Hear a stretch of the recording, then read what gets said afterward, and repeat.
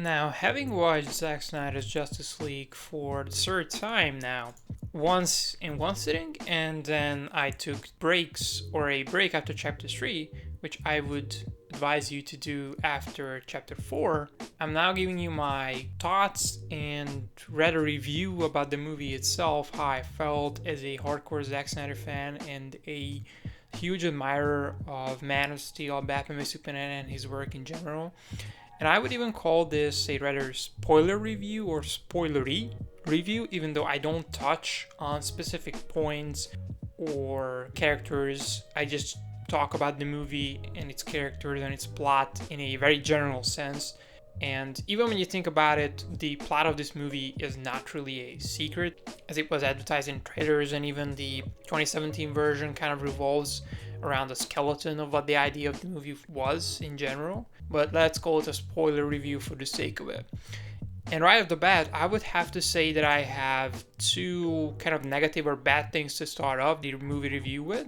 And the first thing that popped into my mind after I finished the movie is that the worst thing about this movie is that it has an ending. It's that it ends, because after the credits started rolling, I wanted more of this universe, even though the movie is 4 hours long. And the second thing that popped into my mind is that I would have loved to experience this in IMAX. Of course, this movie would have never been released in theaters if not for HBO Max, and it's probably going to have a very limited run if it comes to theaters or even just IMAX theaters in general, but I would have loved to experience this firsthand in IMAX. But when it comes to my first point, that would be the plot and the pacing. The plot is actually very coherent and it moves logically from one place to another, as we of course expected from Man of Steel and Batman v Superman. And the story and the characters have time to breathe, a lot of time actually, resulting in a much better build-up, not just when it comes to the characters, but to the events and what the plot actually builds up to. And one of the more surprising parts for me, and I would say that's kind of a spoiler, feel free to jump ahead like a 30 seconds in the video, is that Superman is not a major part of the story. As the plot is not fixated on his character as it was back in Justice League, back in 2017, he's just a natural part of the story, and he's not the focus of it, if you will. He's really important to it, but he is not the main focus of it.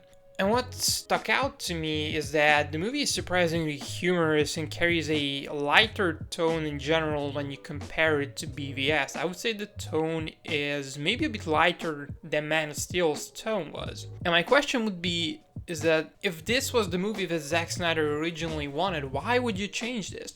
Like, this tone and plot of the movie is not at all, not even dark, because Batman v Superman is not a dark movie, it's a serious movie. But it's not dark in the definition that a lot of people talk about, just DC movies in general. And I feel like that there was absolutely no need to add more jokes to lighter the tone, if you will, of this movie, because the tone is already pretty light when it comes to just other Zack Snyder movies in general. And I feel like that this is one of the lighter tone movies of his.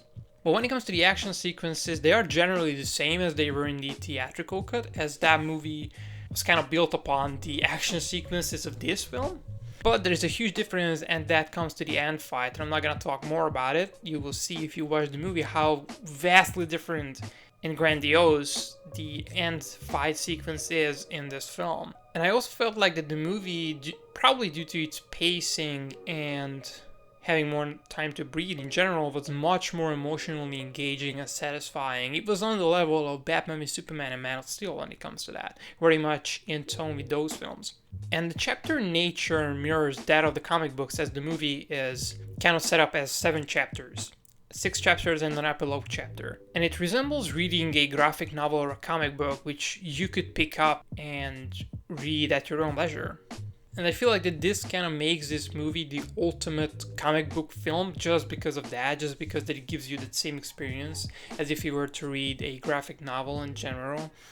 And when it comes to the pacing and the length, I didn't know how it would impact, when talking about the length, the pacing of the film, but the pacing is impeccable and so easy to follow, and the movie flows so effortlessly.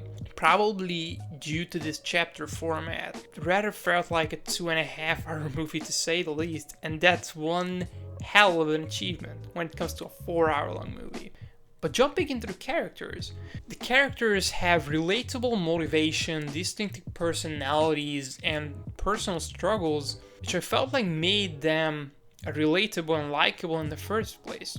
And every character has their moments to shine, especially during the final confrontation, but their introductions are also very telling, and this gives you a clear picture of who they are. And of course, as the plot moves forward, you get to know them better. And one of the key points of this film when it comes to characters is Cyborg. Cyborg is truly the heart of the movie, as Ray Fisher's performance is absolutely outstanding, and I want to watch the movie a few more times just to focus on his character's performance, as of course there are a lot of stuff in the movie, but his character is so nuanced and it was so surprisingly complex in a sense that I still want to watch it and still want to dissect more of his character. But when it comes to the villain of the story, Zack Snyder movies, and especially his DC movies, are known for the great villains, and Steppenwolf is no exception to that, as I felt like that he, for the first time watching the movie, he stole the show for me. As his character's story is tragic in a sense, but he is a villain nevertheless. When we are spending time with him, if you will, you can actually feel his pain through his interaction with Apocalypse, or his masters, if you will. And he also has a tragic story as like every other character, but you don't feel bad for him because you know that he's a villain and he does the wrong thing. And another character from that apocalyptic society, and one of my personal favorites of the movie, even though he doesn't really get a lot of screen time, is the Sod. As I love his portrayal and his character, but I also hated him at the same time. And if you watch the movie, I think you will get what I mean, but his character was incredible to say the least. And when it comes to the big baddie, Darkseid, I felt like Darkseid was just Darkseid. When you look at the character on screen, he is truly terrifying and he commands authority at first sight. And he has a much smaller role than I first anticipated he would have. But I felt like it served the story so well, as the story did not revolve around him, but Steppenwolf instead. But one of my minor complaints with the film is that I would have preferred a more guilt-ridden Batman. But of course, when it comes to the script and the tone of the movie, it is kind of well known that after the reception of BVS, the studio asked Zack Snyder to rewrite the script to lighten the tone, if you will, and I think Batman's kind of guilt-ridden persona was one of the parts that he had to rewrite. But when talking about other characters, a rather minor character from this film, but he was in BVS, and he was a rather major part of the movie, is Jesse Eisenberg as Lex Luthor. And he's in this movie for a few minutes, but he was incredible as Lex Luthor. Like, I would love to watch more of his character, not necessarily just in the upcoming Justice League sequels if they are greenlit, or if they will ever happen, but just in other series and DC material in general. And when it comes to another member of the Trinity, as I was talking about Batman, when it comes to Wonder Woman, she is the Amazonian warrior that we have known from BVS and Wonder Woman, and she has her own newer theme, which of course resembles her Amazonian belongings in a sense. I felt like it was incredibly well mixed with her traditional theme, if you will. But when it comes to characters, one of my key points, and something that I picked up on the third viewing actually, which I just finished today, is that the movie restores and treats Superman as the true king of the DC pantheon, as he should be treated in general. And I cannot wait to see more of Henry Cavill's Superman in the future, because he truly is the one and only Superman. It was beautiful to see him in this movie, let's just say that. And when it comes to the cinematography is quite different from BVS and even Man of Steel, as here the cinematography invokes this epicness and grandiosity of this whole story and mirrors the scale of what is at stake for the Justice League and for the world in general. And the cinematography also supported the narrative and the dialogue well enough, and there were a lot of these sweeping, lingering shots and long takes, which just gives you more of this atmosphere, which allows the movie to breathe a lot more and for you to build connections with the moving image and the motion picture. And when we talk about these rather longer shots, I felt like that the movie could have actually worked as a 2.5 hour or even 3 hour movie when it comes to theatrical runs. But the problem with that version of the movie would have been that I don't think that that version of the movie would have evoked the same feelings and would have given you the same experience that this 4 hour version of the movie did. So it would have been kind of the same film, but not the same experience if they were to release it theatrically back in 2017, Zack's original kind of vision. And we have to talk about the production design as well, as I felt like it was stellar as usual, as it followed the footsteps of BVS and Man of Steel. And when it comes to the CGI is probably one of the best ones, if not the best I've ever seen in my whole life, especially when it comes to just the visual design and the CG in Steppenwolf. He is just incredible, and his armor is just stunning to say the least.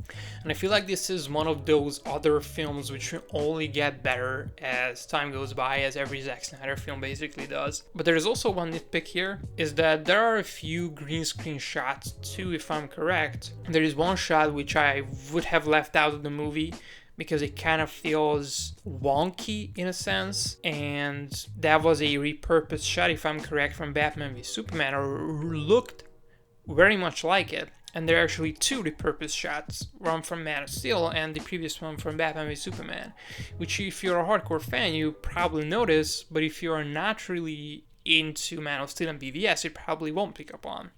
But when it comes to the score and the soundtrack, Tom Holkenborg, or Junkie XL, has described this soundtrack as a Mount Everest of his work, and I have to agree with him, because this soundtrack is absolutely out of the charts, as there are a ton of new themes alongside new renditions of the older ones, and I feel like that he struck the great balance with the older and the newer themes. And I was kind of surprised by the new Batman theme, as we all know that Batman has only had one theme, never mind.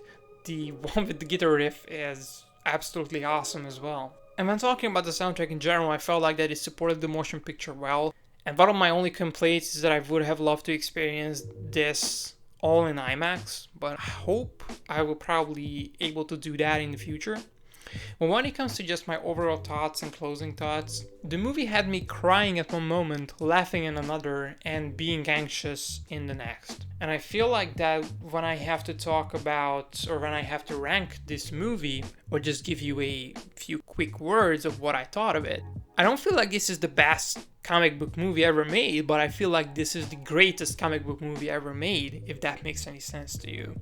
As the film has everything a DC Comics fan would ask for, and much more than that.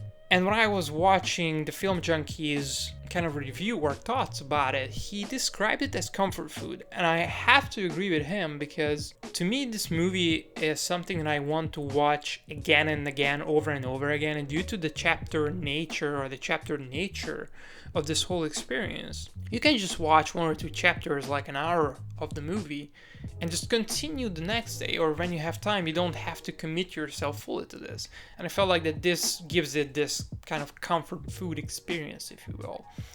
But I've read a Roger Ebert review, or a review on rogerebert.com, which I personally never really read reviews, but I was really curious to read this one. And I felt like that this review summed up my thoughts perfectly well, as I'm gonna quote here a few lines of the review, saying, "It's maddening, it's monumental, it's art." And this is what I felt like watching this movie, as it was a true piece of art, and not necessarily just within the superhero or comic book genre in general, but in the bigger sense of the motion picture. But as I mentioned before, why the change in the first place? As I felt that this movie was very light, in a sense that Batman v Superman is not. Like, this would have pleased the crowds that were critical of Zack Snyder's DC movies in general, and I didn't understand, I still don't understand to this day, why would you want to make a lighter tone movie like Zack Snyder's Justice League even more lighter? And at first I expected a kind of different tone, a much more somber and kind of serious tone, but I don't have a problem with a lighter tone, as most of the jokes and the humor comes from one character, that being the Flash, and he's kind of this fish out of water in that sense. He doesn't really know how to use his powers, so I was okay with that. But when I have to compare Zack Snyder's Justice League to Man of Steel and Batman v Superman, I feel like that the movie stands in a league of its own, and there is no pun intended here. And my closing thought would be that I cannot wait for Zack Snyder's Justice League 2. Thank you so much for watching this video. I hope you have enjoyed it. If you did, please leave a like and let me know all of your thoughts in the comments down below about Zack Snyder's Justice League. The movie is finally here. We can finally talk about it. And please feel free to leave all of your thoughts in the comments down below. And I cannot wait to discuss the movie with you guys. Subscribe for more content like this one, and I will see you in the next one. And until then, remember to keep it insightful.